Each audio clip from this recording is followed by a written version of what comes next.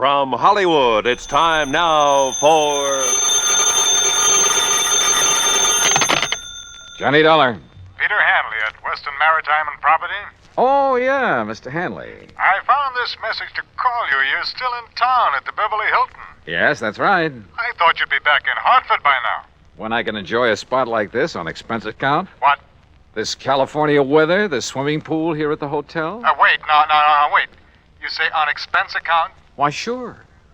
Dollar, you cleared up that matter for us. You proved conclusively that Randolph Merrill did not lose his yacht, that the explosion and the sinking were fake. That's right. And incidentally, as you anticipated, the yacht was found in a small Mexican seaport, all ready to be rebuilt and repainted to thoroughly disguise it. Good.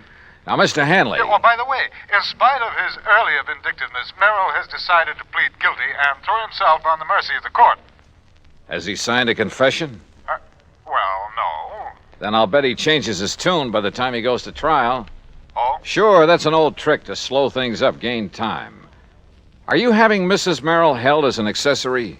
Merrill has made and signed a statement completely clearing her, so to hold her now would only complicate matters. Hanley, either you haven't yet read my expense account report, or I forgot to tell you what tipped me off that bear was trying to pull something on us. Oh?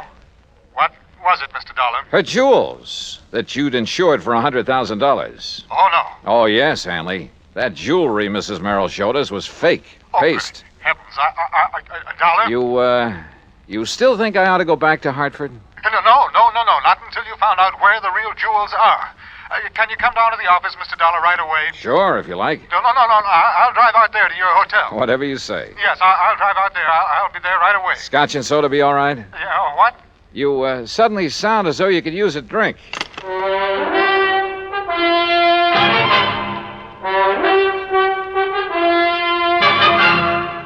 Bob Bailey in the exciting adventures of the man with the action-packed expense account, America's fabulous freelance insurance investigator. Yours truly, Johnny Dollar.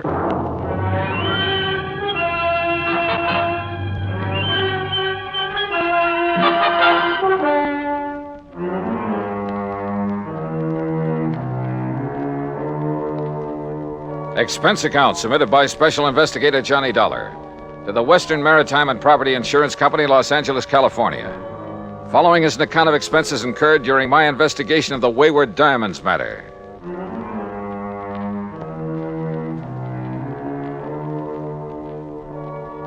Expense account item 1, $2.25 for drinks in my room at the Beverly Hilton. By the time room service had delivered them, collected the tip, and left, Peter Hanley arrived. Yeah, come in. I make no bones about it, Mr. Dollar. I had completely forgotten about those jewels at Mrs. Merrill's. Yeah, well, I can't say that I blame you. We were so intent on exposing the so-called sinking of that yacht. Exactly. All right. Relax. Here, come on now. Sit down and relax while we map out a plan of action. Thank you. After you hung up, I suddenly remembered that you had mentioned the fact that those jewels were fake to Mrs. Merrill herself. Yeah, that's right. All right. Well, how did you know that they were fakes, Mr. Dollar? You remember when we sat in their living room out in Westwood while they gave us that cock and bull story about the yacht going down? Yes, I remember. All right. She handed me the jewels to look at. I kind of absent-mindedly dragged one of the so-called diamonds across the glass top of the coffee table and realized it didn't scratch it. Oh. Nor did any of the others, which proved they weren't diamonds at all, but some kind of imitations. Look, why kid about it, Hanley? Up to that point, they'd had me believing their story about losing that yacht. You weren't alone, Dollar. You weren't alone.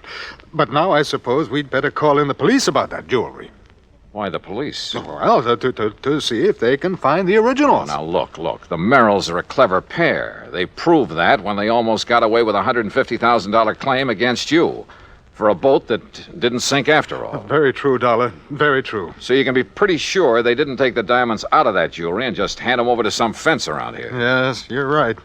Later, I suppose she figured to lose the fakes, have them stolen, and then claim the insurance. Yeah, probably. If we hadn't nabbed the old man for the yacht fraud.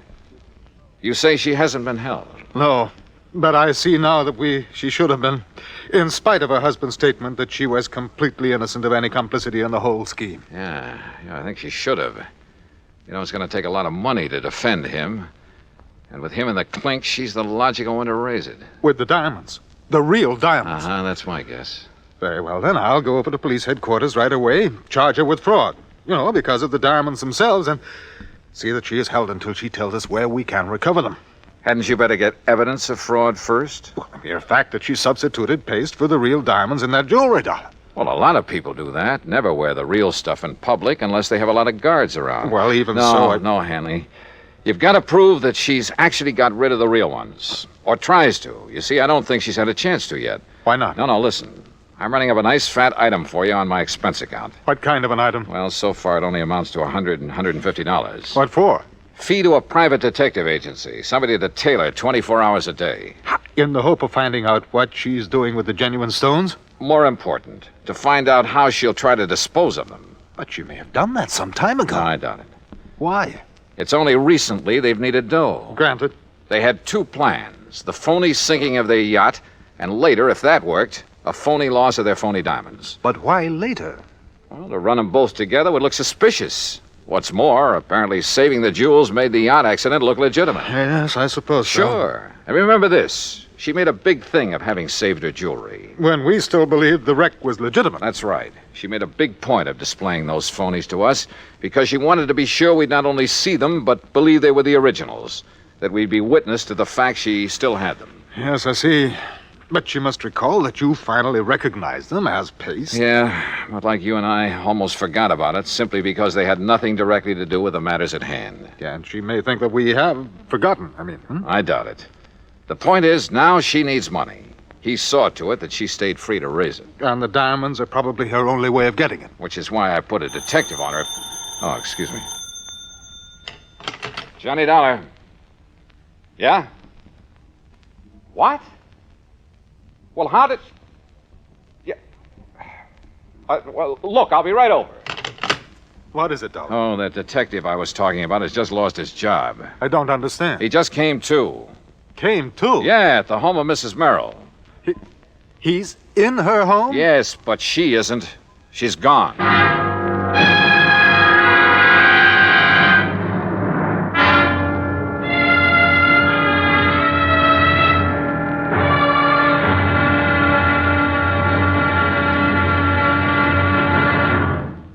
Act two of yours truly, Johnny Dollar, in a moment. Although most men by nature don't feel in a combat mood much of the time, there are some who just can't get enough of a good fight, particularly if there's a good, sound reason for it. In July 1900, when American fighting men were protecting the rights and liberty of their fellow countrymen during the Boxer Uprising, the battle was a furiously fought affair. Army Private Robert H. von Schlick, serving with Company C of the 9th United States Infantry Division, was in the thick of the fracas. Although he had been wounded previously while carrying a wounded comrade to a place of safety, he rejoined his command, which partly occupied an exposed position on a dike. Private von Schlick remained there after his company had been withdrawn and, in spite of the hail of bullets around him, single-handedly continued to fire into the enemy ranks. Oblivious to the fact that he was a conspicuous target, he refused to leave the fight until he was literally shot off his position by the enemy. Private Robert von Schlick earned the Medal of Honor for valiant devotion to duty and added heroic background to the code of conduct of American fighting men.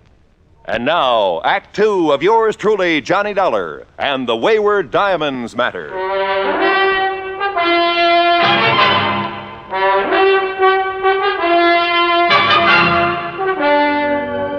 In separate cars, I still had my rental job. Pete Hanley, the insurance man, and I drove out to Westwood, just beyond Beverly Hills.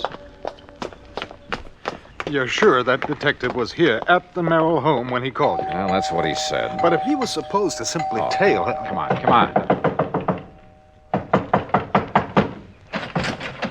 Mr. Dollar? Yeah, that's right. And I take it you're Sam Bench... Holy smoke, what happened to you?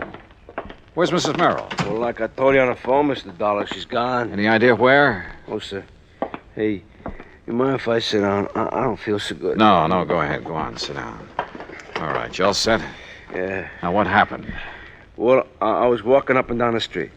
Huh? You know, real casual, so as not to arouse no You've suspicion. been walking up and down in front of this house all morning. Oh, yeah, all morning. But like I say, real casual, so Where as not... did you ever learn to be a detective? Some correspondence course? Oh, now look, Dolly, you shouldn't talk like that. I resent it. Okay, all right. Go ahead and resent it. But prowling up and down in front of the house... Well, my brother runs a very good detective Your brother? agency. Yeah, and if he didn't think I was a good operator, if he wouldn't let... all right. What happened? Well, I see her come out the back door. You know, Miss Merrill? Wow. And I see her go out and she opens up the garage. And where were you? Well, by good luck, I just happened to be in front of the driveway about then. So, real casual, I lean over and I start tying up my shoelace, Yeah. you know, so she won't get suspicious of me, you see? Go on. Well, when she gets in the car and she gives me a look, but that's all. So I figures me being so casual and all, she's not wise to what I'm doing around here, you know? I bet she wasn't. But that's where you're wrong, Dollar, because somehow she must have figured it out, even with me being so casual. All right. What happened? Yeah. Well, Dollar, she comes barreling out of that garage so fast, I didn't have hardly And time to maybe she even... casually ran you down. So I was casual about it. By the time I pick myself up and to find out I got any busted bones, she's down the street and around the corner. What kind of a car was she driving? Gee, no. What was the license number? I don't know. You don't know. Well, then how it happened so fast? Hey, look, whoever assigned you to this job ought to I have told you, their- my brother. And don't you say anything about my How brother. did you get into this house? Well, my order said if she made any move, I was to phone you. I figured nearest phone was in here. How did you get in? Well, I looked around to see one of the back windows was open. You have so any authority to enter this house? A warrant, maybe? No, but I have my orders to phone you just as soon as I could, and like I say, I figured the nearest phone... You want to see my orders? No, I don't.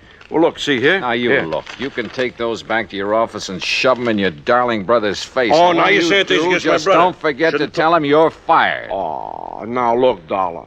Anybody can make one little mistake. You asked me, you made them all. Now, go on. Get out of that chair and get out of here. Oh, now listen, Oh, will and you... I suppose that car that's parked right across the street, I suppose that's yours. Well, sure. Oh, no. So as if she made a move, I could follow without wasting no time. Real casual, huh? Sure. So she wouldn't know you were following her. Of course. All right, go on. Get out. Oh, now look, you wasn't really serious about About what you being said fired? You bet I was. And you can tell your brother he and his agency are... Oh, go on. I'll settle with him later. Look, I'm not used to being treated like this. And when I told my Ouch. brother... Oh, brother. Well, Hanny, it looks like I called in the wrong detective agency. I'm sorry. I'm afraid so. And I suppose you and I have no more right to be in this house than that idiot had, so perhaps we'd better leave. Yeah, sure. But not until you get on the phone and call the Department of Motor Vehicles. Oh? Find out from them the year, make, and model of Mrs. Nancy Merrill's car. Oh, better still, I can call my office.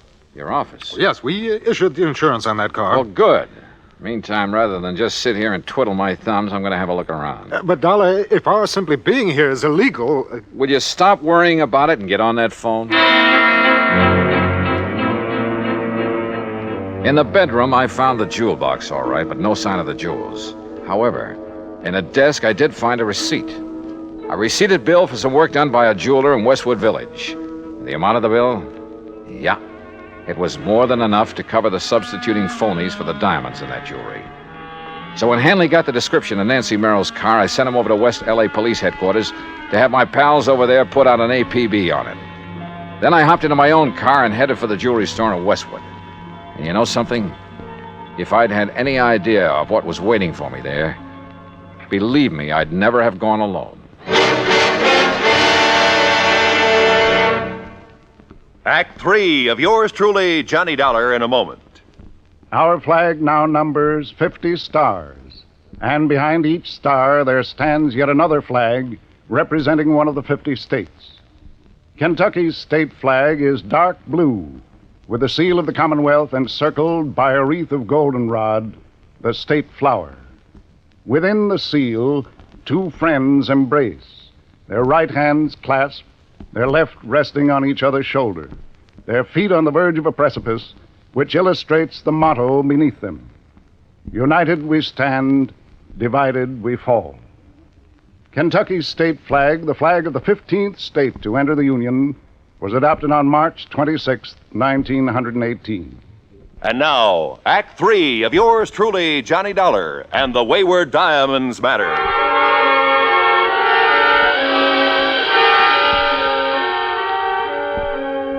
Howard's Hillcrest Jewelry is a small but very exclusive shop on Weyburn Avenue in the Westwood Village section of Los Angeles.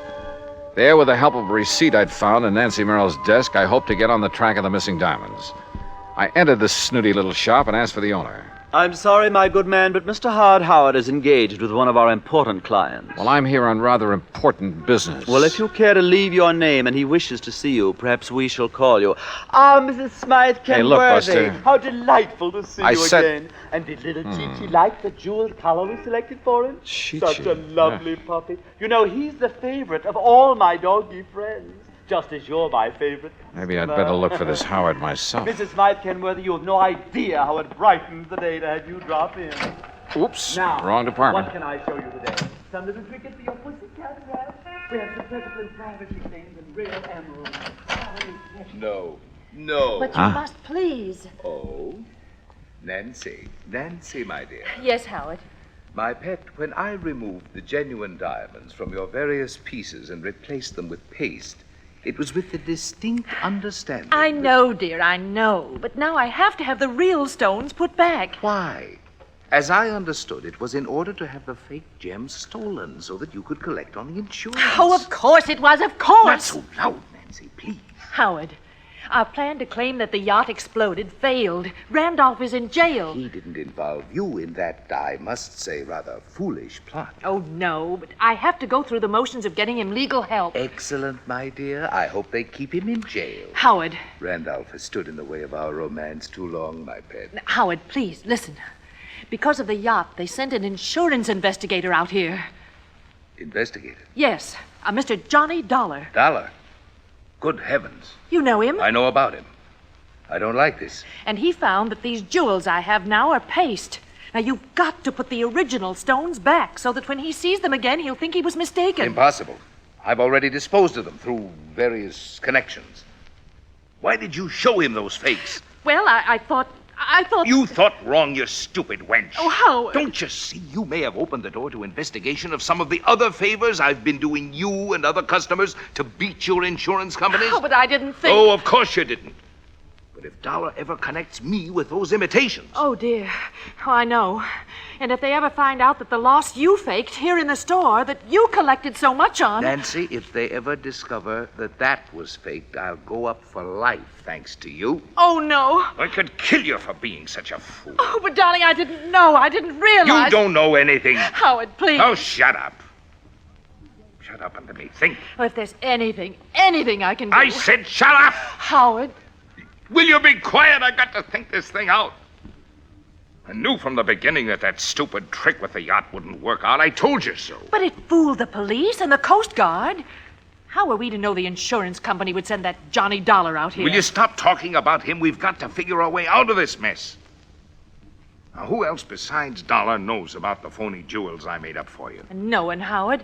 Except my husband, of course. Are you sure? But how could they know? Well, what if your husband talks? Oh, he doesn't dare.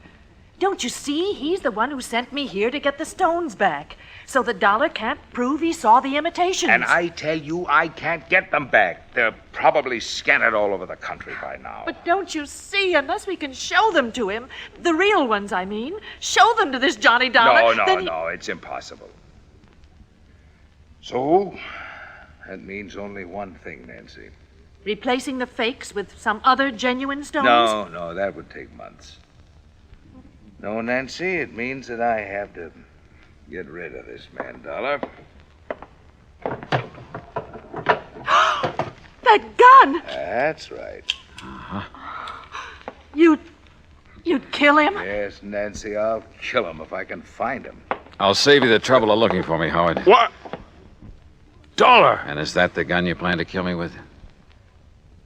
Yes, that's right. And I think I'd better kill you right now. Oh, Howard, darling, please. Oh, put that thing down, Howard. You're not going to shoot with customers out front. My private vault is just outside this back door of my office, Dollar, and it's open. In there, the sound of a shot won't be heard out front. No kidding. No kidding. All right, walk. Out that little door. Walk. Well, you don't really leave me much choice, do you?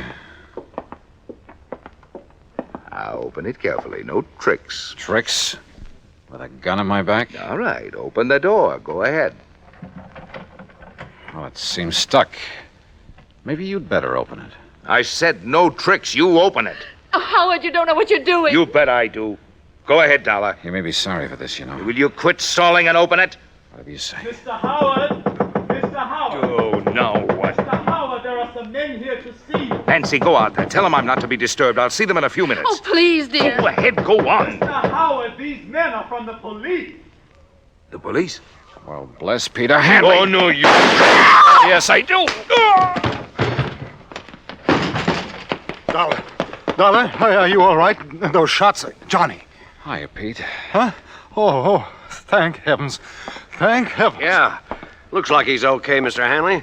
But, Dollar, what under the sun did you do to our friend Howard here? Well, we had a little argument, Sergeant. I'll tell you all about it, and then you can haul him off to the clink. Oh?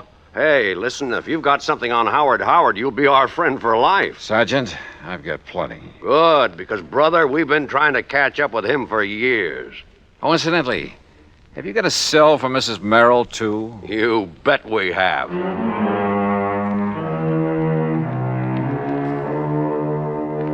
Expense account item 2, $50 in legal fees to make a deposition so I won't have to hang around for a trial or 2 or 3. And I have a sneaking suspicion that Howard and Merrill and his wife are going to have a long, long time to think things over. Expense account total, including additional mileage on my rental car and the trip back to Hartford, $218 even. Yours truly, Johnny Dollar.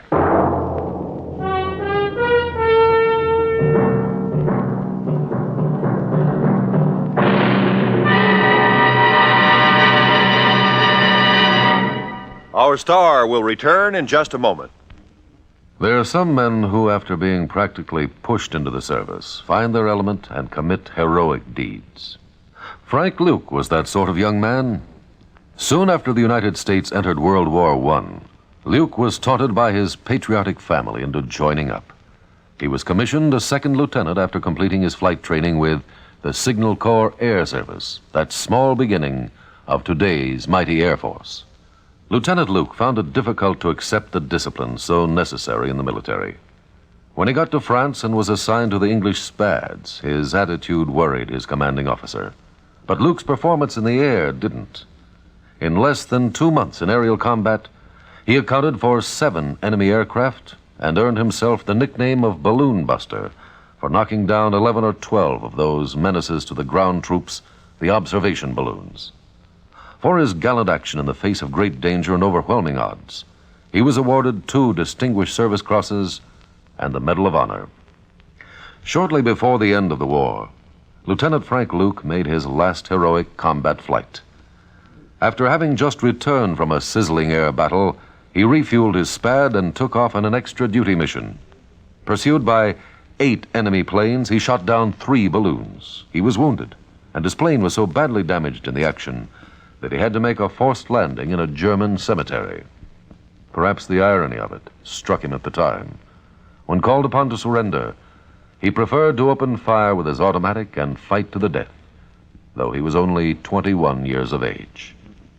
Lieutenant Frank Luke may have had trouble adjusting to the military life, but when he did, he was a gallant fighter and a credit to his country.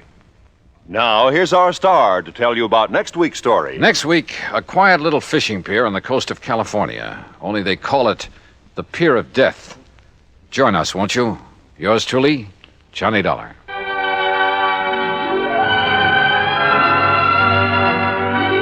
Yours truly, Johnny Dollar, starring Bob Bailey, originates in Hollywood and is written, produced, and directed by Jack Johnstone. Heard in our cast were Paula Winslow, Ben Wright, Jack Crucian, Jack Edwards, Marvin Miller, and Joseph Kearns. Be sure to join us next week, same time and station, for another exciting story of yours truly, Johnny Dollar. This is Roy Rowan speaking.